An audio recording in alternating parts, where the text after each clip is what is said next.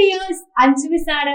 Yes, അപ്പം വളരെ പ്രധാനപ്പെട്ട ഒരു കാര്യം പറയാൻ വേണ്ടിയിട്ടാണ് മിസ് ഇന്ന് മക്കളുടെ അടുത്ത് എത്തിയിരിക്കുന്നത്. LSS എക്സാമിനൊക്കെ നമ്മൾ ഒരുപാട് കണ്ടതാണ്. മക്കൾക്ക് മലയാളമൊക്കെ മിസ് പറഞ്ഞു തന്നു. മിസ്സിനെ ഓർക്കുന്നില്ലേ?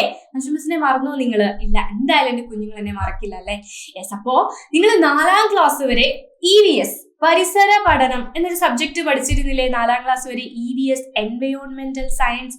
ഈ ഒരു 5ാം ക്ലാസ്സിൽ കുറെ മക്കൾക്ക് ടെക്സ്റ്റ് ബുക്ക് കിട്ടിക്കാണും, കുറെ മക്കളെങ്കിലും ടെക്സ്റ്റ് ബുക്ക് കണ്ടു കാണും. അപ്പൊ ടെക്സ്റ്റ് ബുക്ക് കണ്ട മക്കളോടാണ് മിസ്സിന് ചോദിക്കാനുള്ളത്, EVSന്റെ ടെക്സ്റ്റ് ബുക്ക് ഈ വർഷം നിങ്ങൾക്ക് കിട്ടിയിരുന്നോ? നിങ്ങൾ കണ്ടിരുന്നോ? ചേട്ടന്മാരുടെയും ചേച്ചിമാരുടെയും ഒക്കെ എടുത്തുനിന്ന് പഴയ ടെക്സ്റ്റ് ബുക്ക് ഒക്കെ മേടിച്ചിട്ടുള്ള മക്കള് അല്ലെങ്കിൽ പുതിയ ടെക്സ്റ്റ് ബുക്ക് കണ്ടിട്ടുള്ള മക്കള് EVS എന്നൊരു സബ്ജക്ട് കണ്ടിരുന്നോ?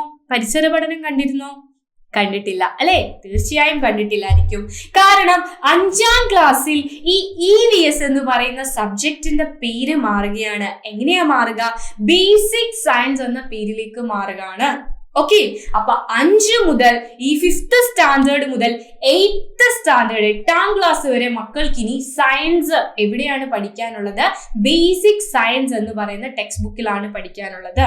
8ാം ക്ലാസ്സിൽ ചെല്ലുമ്പോൾ വീണ്ടും ഈ basic science, chemistry, physics, biology എന്നിങ്ങനെയൊക്കെ വീണ്ടും വേർതിരിഞ്ഞു പോകും.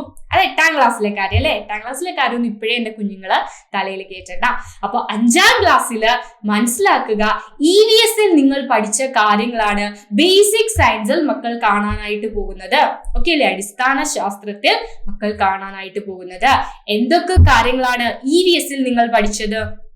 ജന്തുലോകത്തെ കുറിച്ച് പഠിച്ചിട്ടുണ്ട്, നമ്മുടെ ചുറ്റുമുള്ള ആനിമൽസിനെ കുറിച്ച് പഠിച്ചിട്ടുണ്ട്, പ്ലാന്റ്സ് സസ്യങ്ങളെ കുറിച്ച് പഠിച്ചിട്ടുണ്ട്, ആകാശ വിസ്മയങ്ങളെ കുറിച്ച് പഠിച്ചിട്ടുണ്ട്, സണ്ണും സ്റ്റാർസും മൂണും ഒക്കെ പഠിച്ചിട്ടുണ്ട് അല്ലെ? ഈ കാര്യങ്ങളൊക്കെയാണ് ബേസിക് സയൻസിൽ നിങ്ങൾ നേരിടാനായിട്ട് പോകുന്നത്. ഓക്കെ അല്ലേ? അപ്പോ അയ്യോ EVS എവിടെ, EVSന്റെ ടെക്സ്റ്റ് എവിടെ എന്ന് ഇനി സംശയിക്കേണ്ട.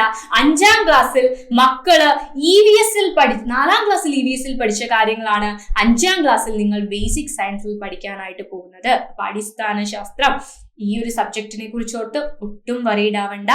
EVSും മലയാളവും EVS അല്ല, ബേസിക് സയൻസും മലയാളവും ഇംഗ്ലീഷും ഒക്കെ നമ്മൾ സെറ്റാക്കും. എല്ലാ സബ്ജക്ട്സും അടിപൊളിയായിട്ട് പഠിക്കാൻ നമ്മളെല്ലാവരും മക്കളുടെ കൂടെ തന്നെയുണ്ട്. ഇനി ഓരോ സബ്ജക്റ്റിന്റെയും ലൈവ് ക്ലാസ്സുകൾ നമ്മൾ ആരംഭിക്കാൻ പോകുകയാണ്. ഓരോ ചാപ്റ്റേഴ്സിന്റെയും കണ്ടന്റ് വീഡിയോസ് നിങ്ങൾക്ക് ഈ ഒരു ചാനലിൽ ലഭിക്കും. എന്തൊക്കെ കാര്യങ്ങളാണ് പ്രധാനപ്പെട്ടത്, മുൻ വർഷങ്ങളിൽ എവിടെ നിന്നൊക്കെയാണ് ചോദ്യങ്ങൾ വന്നത്, അതൊക്കെ ഈ ഒരു ചാനലിൽ നിന്ന് മക്കൾക്ക് ലഭിക്കുന്നതായിരിക്കും. അപ്പൊ എനിക്ക് മക്കളോട് പറയാനുള്ളത്, ഈ ഒരു ഫാമിലിയിൽ Xylem Class 5 എന്നൊരു ഫാമിലിയിൽ ജോയിൻ ചെയ്യാത്ത കുഞ്ഞുങ്ങള് പെട്ടെന്ന് തന്നെ നമ്മുടെ ചാനൽ സബ്സ്ക്രൈബ് ചെയ്ത് നമ്മുടെ ഫാമിലിയെ എൻലാർജ് ചെയ്യുക, വലുതാക്കണം കേട്ടോ. നിങ്ങളുടെ 5ാം ക്ലാസ് ആണ്. 5ാം ക്ലാസ് അടിപൊളിയായിട്ട് മിടുക്കികളുമായിട്ട് പഠിച്ച് എൻലാർജ് ചെയ്ത് വലിയൊരു കമ്മ്യൂണിറ്റി ആക്കുക, വലിയൊരു ഫാമിലി ആക്കുക. ഈ ഫാമിലിയിൽ ഓൾറെഡി ജോയിൻ ചെയ്ത മക്കളോടൊക്കെ മിസ്സിന് പറയാനുള്ളത്, ഇനിയും ഇത് അറിയാത്ത മക്കളെ നിങ്ങളുടെ ക്ലാസ്സിലേക്ക് ക്ഷണിക്കുക കേട്ടോ. നമ്മൾ ഒരുപാട് വീഡിയോസ് ഇനി ഓരോ സബ്ജക്റ്റിലും വരുന്നുണ്ട്. അപ്പൊ ആ വീഡിയോസ് ഒക്കെ കാണണമെങ്കിൽ, വീഡിയോസിന്റെ നോട്ടിഫിക്കേഷൻ ഒക്കെ കിട്ടണമെങ്കിൽ നിങ്ങൾ എന്ത് ചെയ്യണം? ആ ബെല്ലൈക്കൺ ഒന്ന് ഇനേബിൾ ചെയ്ത് വെക്കുക. ആൻഡ് നിങ്ങൾക്ക് എന്തെങ്കിലും സംശയങ്ങളൊക്കെ ഉണ്ടെങ്കിൽ കമന്റ് ബോക്സിൽ കമന്റ് ചെയ്യാം കേട്ടോ. അഞ്ജു മിസ് അതിനൊക്കെ റിപ്ലൈ ആയിട്ട് പുതിയ വീഡിയോസുമായിട്ട് വരും. അപ്പൊ ബേസിക് സയൻസും മലയാളവും ഒക്കെ സെറ്റ് ആക്കാൻ ഒരുപാട് വീഡിയോസ് വരുന്നുണ്ട്. വെയിറ്റ് ചെയ്യുക. നിങ്ങൾക്ക് ക്ലാസ്സുകളെ കുറിച്ചുള്ള അഭിപ്രായങ്ങളൊക്കെ കമന്റ് ബോക്സിൽ കമന്റ് ചെയ്യുക. ആൻഡ് പുതിയൊരു വീഡിയോയിലൂടെ കാണാം. Bye dears.